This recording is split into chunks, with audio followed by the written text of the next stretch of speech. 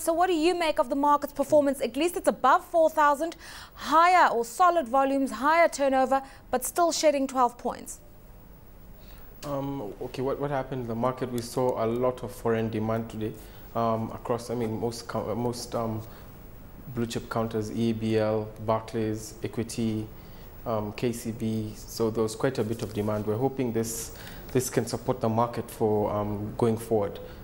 All right, let's talk about discrepancies in the market. Obviously, blue chip counters still very much in demand by foreigners. We've seen Safaricom being the most traded stock, and that's obviously because it's the largest market, or with the market cap in the market. But there are declines of 3.75% for Safaricom. Explain. What happened with Safaricom?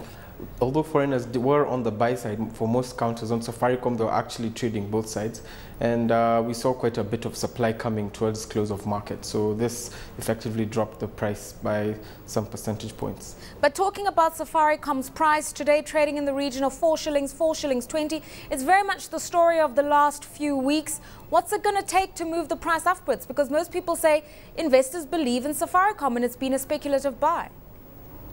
I think Safaricom will remain a speculative buy for the time being. In fact, I don't actually feel that it will move past the price of 5 shillings, especially when you look at the fundamentals and the competition in the market at the moment.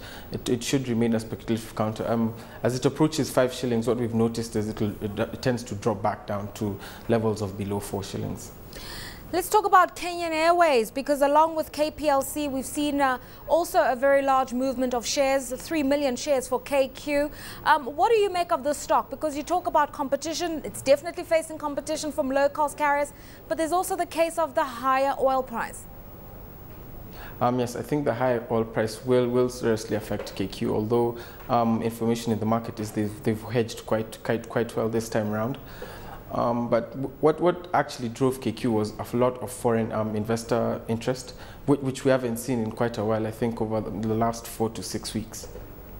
11 gainers in today's session, Kenneth. Diamond Trust, RT River Mining, National Industrial Credit Bank, NIC. What drew investors to these counters? What happened is once you see foreign investors starting to come on the buy side of the market, we also see a lot of speculators, especially local investors, come in.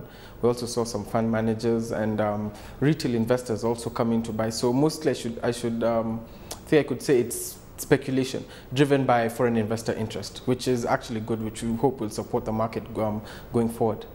Let's talk about what's happening on the fixed income side. 24 bond deals transacted today. Most of them are short 10-year papers, but we're seeing yields ranging from 5.6%, 8.4%, upwards to 12.2%. Explain this.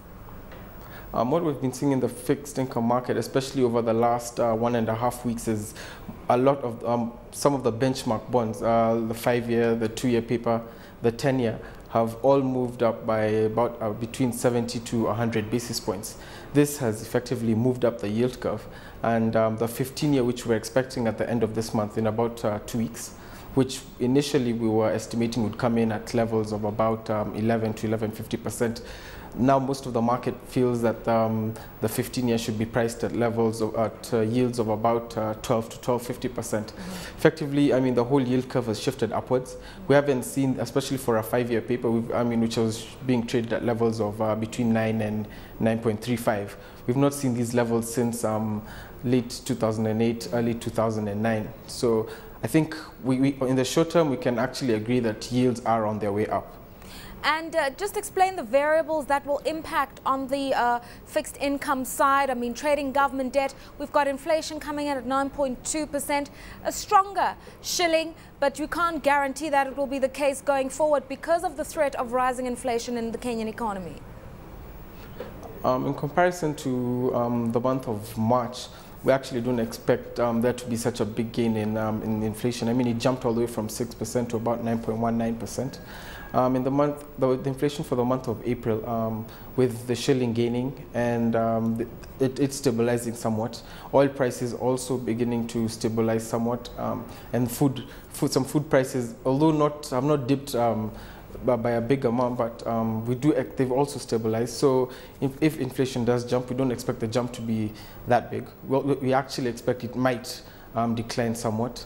But going forward, I think with the fixed income market, we should, with CBK's stance on the monetary policy where they're looking to tighten liquidity, we should expect that the yields will continue rising until they feel that the shilling has stabilized enough. I mean, look at what we saw last week when they pumped in about 5.6 billion to the market through reverse repo. The shilling immediately lost ground to the dollar up to levels of about 84.50. So they're also coming in tomorrow. We'll see the reaction. We expect them to come in tomorrow. We'll see the reaction from the market then.